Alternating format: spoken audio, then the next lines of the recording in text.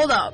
This isn't some cheesy kid show. This is Kids in the Tank, a young perspective on business from high school students.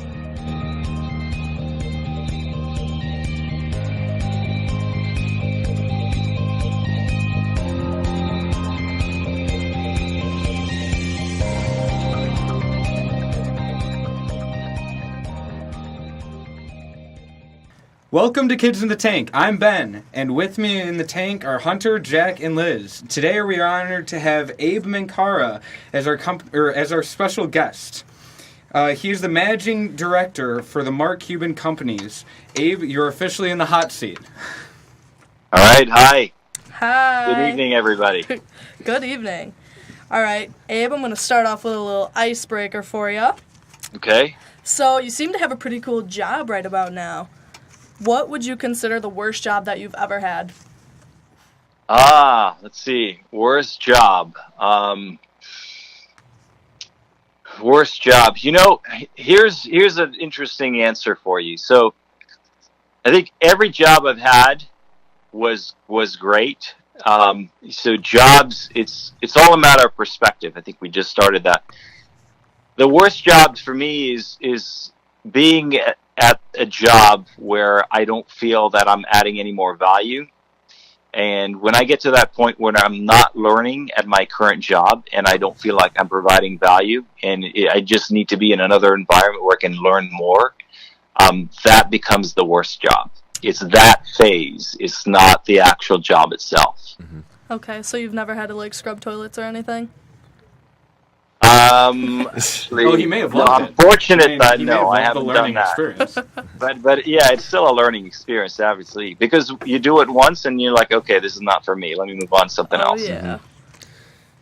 Well, how do you handle the stress of overseeing the portfolio of Shark Tank and the CPG companies for Mark Cuban Companies?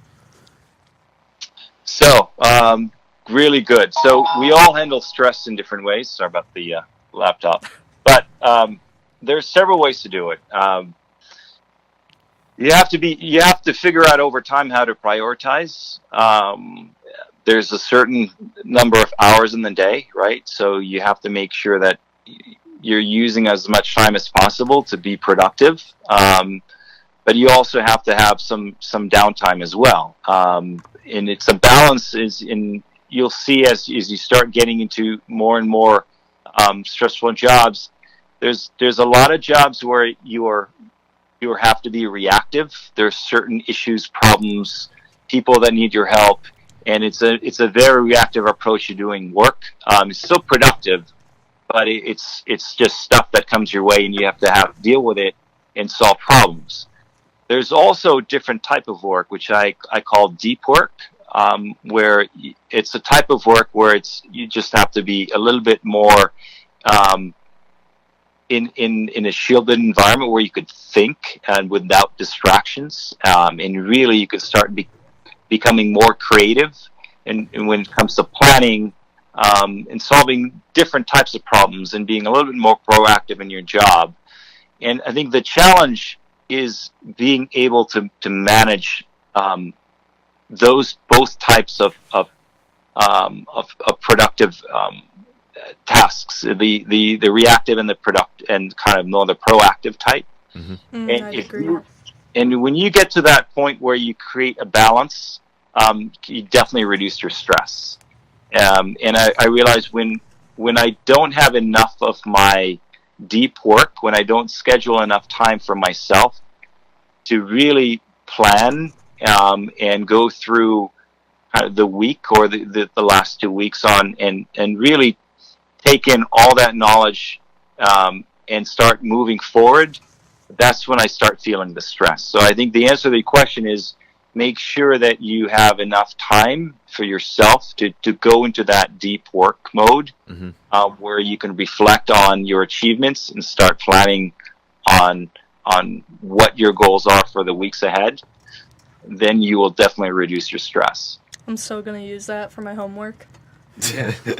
That was good. Thank for you. For that. So, Abe, you mentioned earlier when you were talking with us that one common problem that it happened at the beginning of the show is a lot of the sites crashed because of the volume of orders that were coming in. But overall, through all the companies that you work with, through the Mark Cuban Companies as the business development director, what is the most common challenge that you see companies facing when you are working with them? So first, like we said, the websites crashing was the biggest problem. Now that there are technologies where the web e-commerce platform are more robust, the most challenging thing that companies have is inventory. So there are two types of companies. Three. You have companies that are more tech service based. Obviously, these have no inventory, so they don't have that challenge. But most of the companies that you see from Shark Tank are consumer product focused, right? Mm-hmm. So if you're a consumer product, either you're manufacturing it in the U.S. or you're manufacturing overseas. And so the challenge is if you're manufacturing overseas, there's significant lead time to purchase inventory. Yeah. So let's say if you have a widget that's made in China and you place an order, it takes about 2 months for your manufacturer to manufacture the product for you from the time you place an order, and another month for it to ship by sea, right? So that's 3 months, which means if you have a show on Shark Tank, and usually the producers don't tell you that you're going to air until 2 weeks in advance, so you only have 2 weeks to prepare. That's the biggest challenge, is what do you do? How much inventory do you buy up front? Because you don't want to buy too much inventory, and what if you don't sell based on your projections? Sitting on too much inventory is too costly for a company, especially if you're a smaller startup. So that's the biggest challenge, is how much inventory do we commit to up front?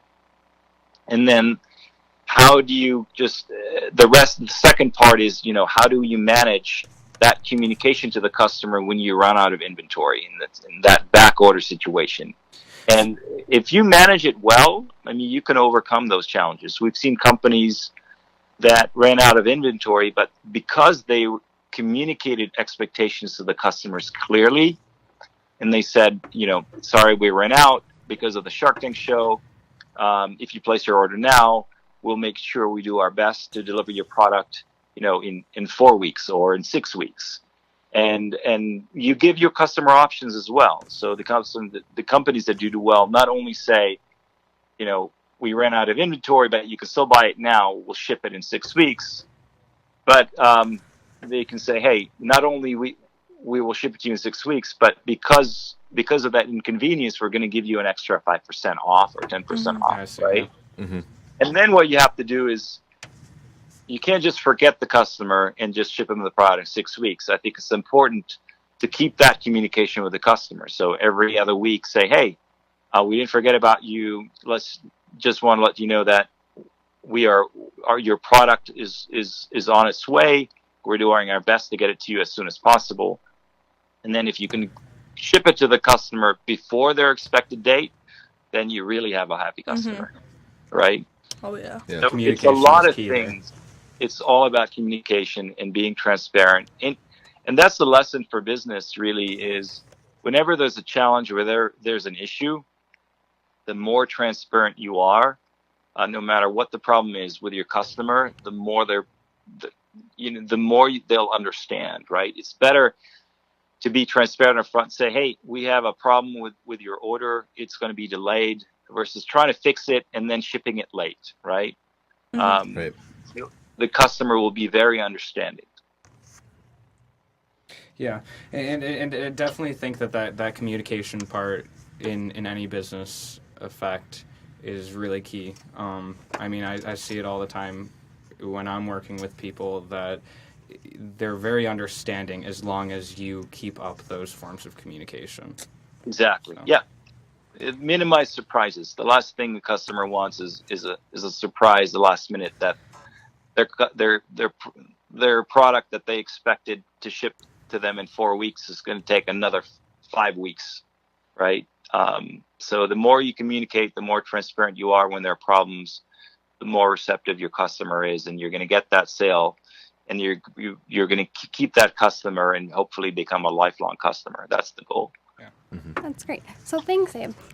So as you mentioned with Hunter, that every job you've had, you've learned from, what would you say is the biggest aha moment you've had in business?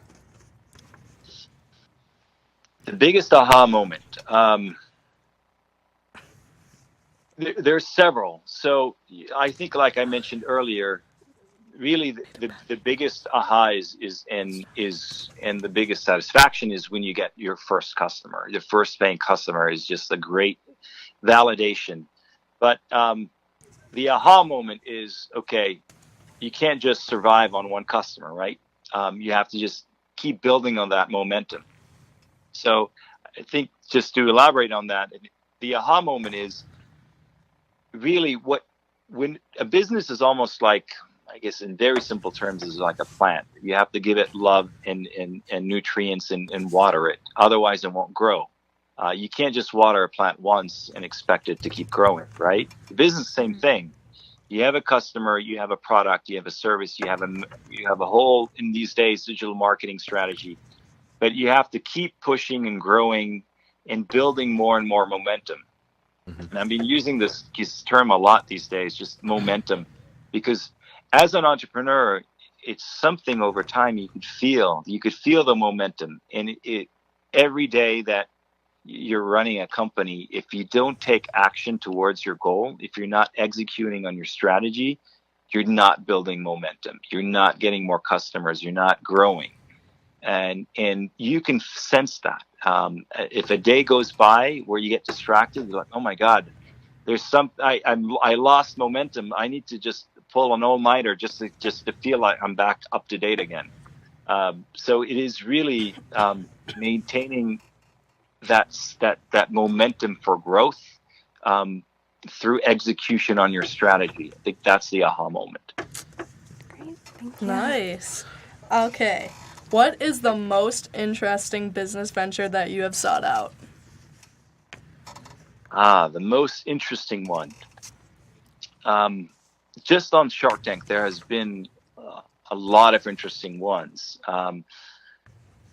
Definitely, I think, as I mentioned, the interesting one, the Lollyware, which is an edible cups that evolved into edible straws. Really, really interesting one. We've had, what's another really interesting one? I think to me, the interesting ones are the companies that manufacture their own products. I love businesses that really own most of their supply chain, because in today's world, where you're really, if you are a consumer product brand, and you have a direct-to-consumer strategy, which means you sell direct to your customer through your website, through Amazon, through your own brick-and-mortar store. You're not reselling it. What happens is when you own your manufacturing process, you can do a lot of creative things. You have more flexibility on experimenting.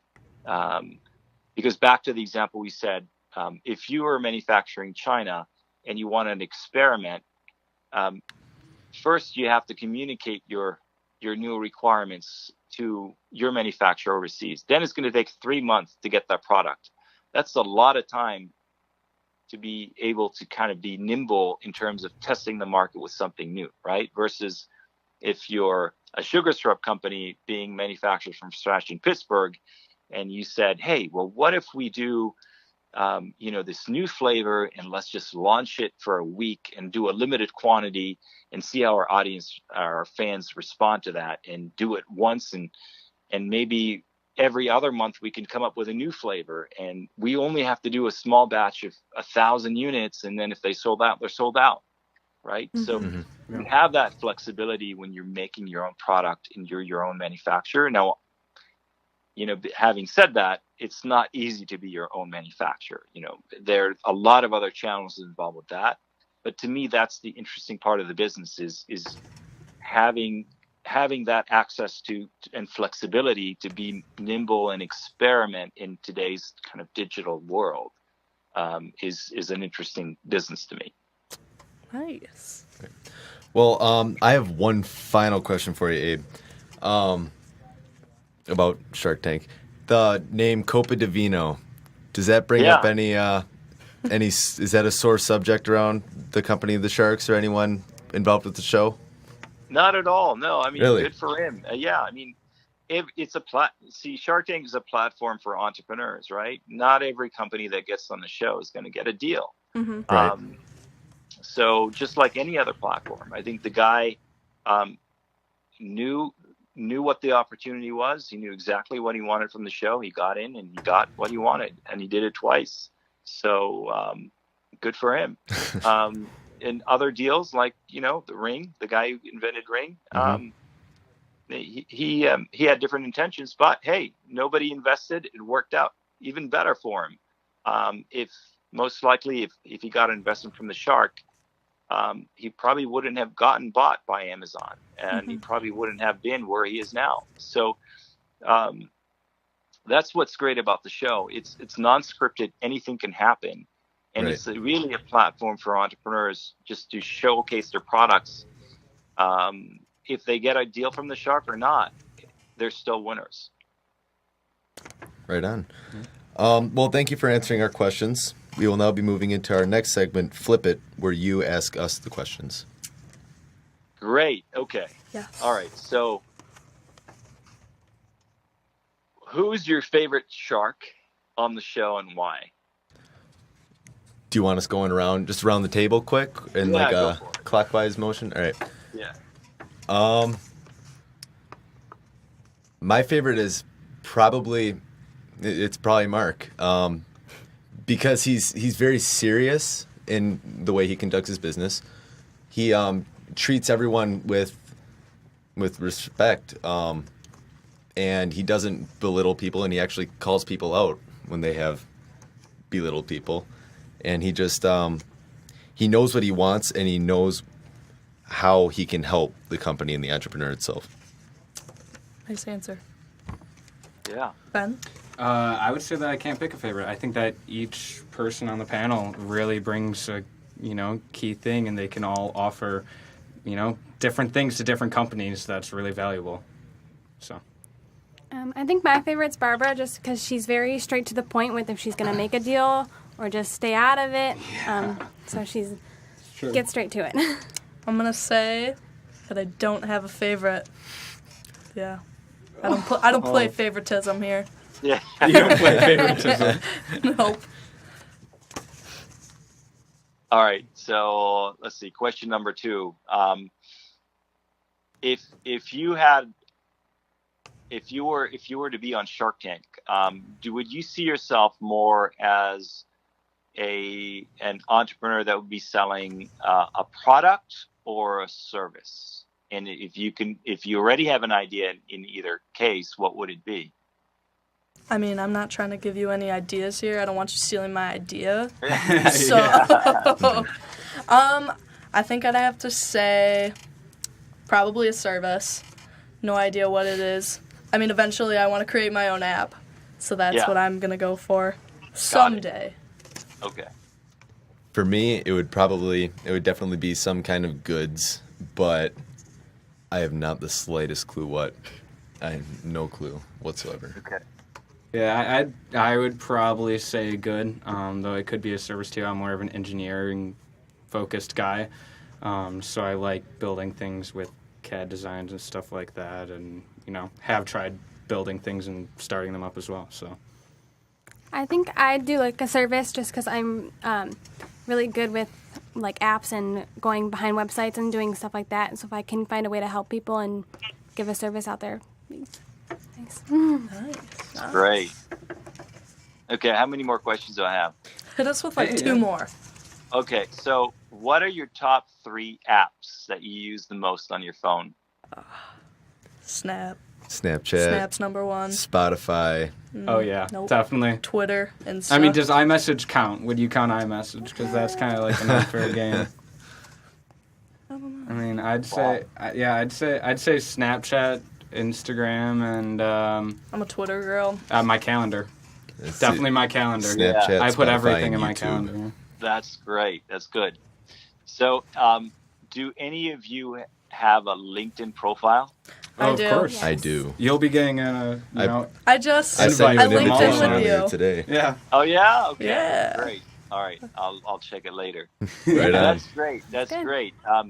So have you seen LinkedIn as a useful tool? Because after you graduate from college, it's definitely going to be a very useful tool for you. Do you already see the value in it now? Very Oh much yeah, so. 1,000%. How do you think I knew you spoke French earlier? I mean, it was just, it's one of those things that it's a tool that you can use in the industry for a million different things, from sales to finding a job to getting background on a person that you get the chance to talk to. So I think my big thing with LinkedIn is that through BizTank, like, I've connected with every single one of our guest speakers, and it's so nice that they know that I connected with them, and then I can eventually try to hit them up later in the future and get some use out of them. yeah, and That's that association factor is Yeah. It's the networking. it's the networking through this program that helps take kids far. So. Big time.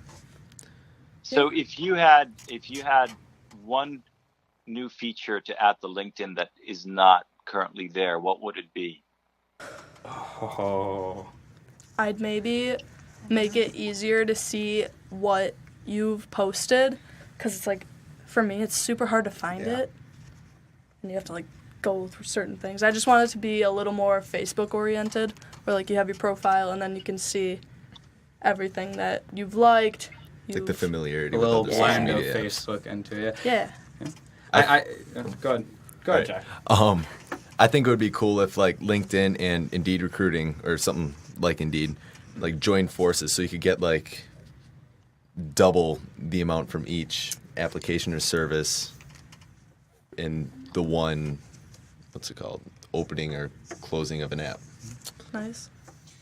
I mean, for me personally, as a person who works a lot in sales, I think that I know they have a sales platform, but if they were to orient it so then you could use it more as a sales server where you can log everything, log your calls and all that kind of stuff, I think that would be very helpful to a very large industry. So. Got it. That's great. I can't say that I've actually used LinkedIn that many times to have an opinion, but Yeah. All right. One last question. So, how important is it for you to work for a company that has that has some kind of a social footprint or impact? Oh, huge. It's especially to me, it's something that I find really big. With a startup that I work with currently in Whitewater, Wisconsin, I kind of took that into my own hands and led up creating a social program for volunteering. And I actually was able to make it through connections that I met from people in the BizTank program. His name is Brian Lawton, an awesome guy who does awesome things for the community. And I went through him to find ways that the company I work with in Whitewater can help out the community. So I think it's a huge thing. I think Yeah. it's huge. I wish that, my company would do a little more about it. But I mean, I like helping the environment and stuff. I'd like to do a little bit more of that. I'd like to see my company do a little more of it, but, Mine does. Yeah. At my job, we do a lot of stuff for Department of Defense, so there's not a whole lot of stuff you can do that way. But I mean, they're a huge, benefactor, I guess, of BizTank and Geneva Supply. The president of the company actually recently donated, I think it was $10,000 to the program. Yeah. So I think great. it's very good to be on the good side of the community that you're operating in. For sure. Yeah, I think, entrepreneurship, by definition is impact based. If you're an entrepreneur, you're creating an impact. And I think over time, social impact is going to be by default. Every entrepreneurship venture will have some kind of a social impact element to it. Everything that we're going to be doing will be creating value for people, for the planet. So Yeah. I think we're moving in the right direction. Go Earth. Big fan. Yeah. Big green. Okay. Well, with that, Abe, thank you very much for joining us over the phone, and we really appreciate your insight. Yeah, thank you so much, Abe. Thank you. Well, Thank you. very It's been much. fun. Bye, thank you. Thanks. Bye.